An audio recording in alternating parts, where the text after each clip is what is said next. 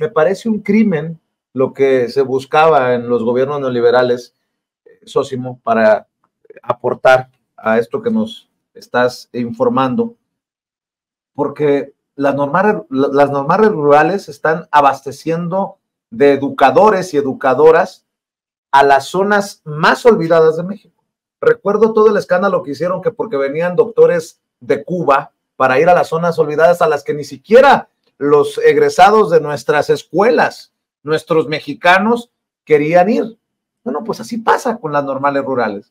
Salen estos profesores, estas profesoras, a educar a las comunidades más olvidadas, más vulnerables. Y yo digo que es un crimen lo que se buscaba cometer con el cierre de este sistema de escuelas rurales, que afortunadamente ha ido rescatando el gobierno que encabeza el presidente Andrés Manuel López Obrador, porque estarían o estaban intentando sentenciar a esas zonas, las rurales, las más olvidadas, al analfabetismo, a la educación, al total olvido, socio. Sí, Vicente, de hecho ya estaban sentenciadas las normales rurales, prácticamente era cuestión de tiempo.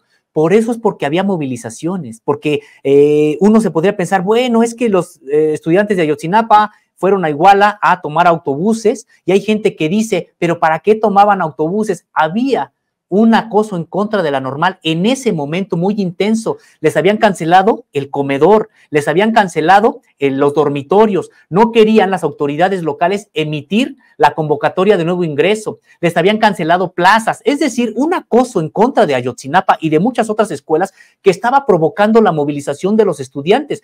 Entonces, pero prácticamente ya habían sido sentenciadas en ese momento, y bien lo comentas, sentenciar a las escuelas normales rurales, acabar con ellas, pues era condenar al analfabetismo a grandes porciones del México rural. Hay un lema de los normalistas rurales que dice, mientras la pobreza exista, las normales rurales tendrán razón de existir. Y en efecto, es un lema que se ajusta a la propia realidad. Hemos realizado en Contralínea reportajes desde las zonas más pobres de este país, aquellas que incluso tienen niveles de pobreza similares a los del África subsahariano.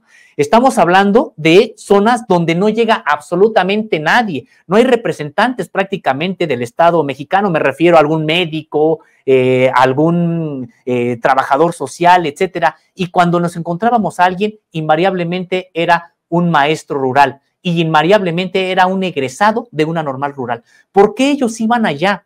Porque precisamente este modelo educativo de las normales rurales les prepara para eso, los concientizan para eso, y ellos sí tienen esa convicción de que van a llegar a una comunidad muy pobre y ni modo, van a tener que padecer la pobreza de la misma comunidad a la que se integran, porque no es de que ellos lleguen con algún tipo de aditamento adicional, pues no, porque la propia dinámica no te permite, por mucho que tengas un sueldo, etcétera, ahí a donde llegas no hay ni qué comprar. A veces no hay ni qué comer. Entonces, a veces no hay ni transporte. No hay transporte. Que llegar como pueden. No, de hecho, por eso llegan y no se pueden regresar a sus lugares de origen. Tienen que llegar y prácticamente vivir con toda la comunidad, todo el periodo escolar. En el periodo de vacaciones tener la oportunidad de regresar a alguna ciudad o de regresar a sus lugares de origen, pero de nueva cuenta otra vez inicia el periodo escolar y vivir con ellos. Yo tengo la imagen, Vicente, de una maestra con los cabellos desaliñados, padeciendo la misma pobreza en Metlatono, en Cochuapa el Grande, en comunidades, ni siquiera en la cabecera, en comunidades de estos municipios en los que pues ellos se someten precisamente a esta pobreza. Y sabes, Vicente, no solamente llegan a ser el maestro de la comunidad, llegan a ser a veces el psicólogo de la comunidad, llegan a ser la persona que tiene algún tipo de recomendación incluso para tomarse un desenfrión o algún medicamento o para poner alguna inyección anti piquete de alacrán, de serpiente, etcétera. Es decir, llegan a ser gestores, a gestionar la construcción de alguna presa para tratar de tener cultivos de regadío, etcétera. Eso es a lo que llega un egresado de una normal rural.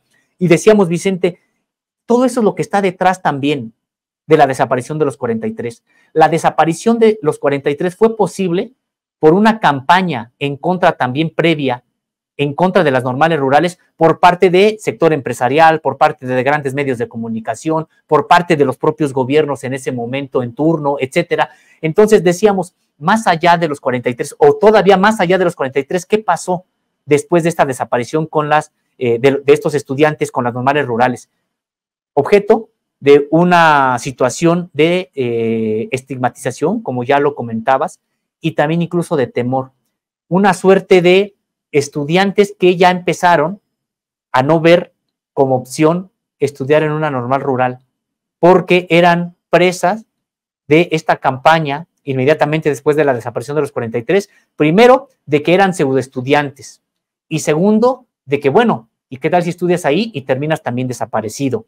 Entonces, hubo una campaña muy intensa en contra del propio normalismo rural que ha echado a veces por la borda entre la propia sociedad el valor que implican estas normales rurales.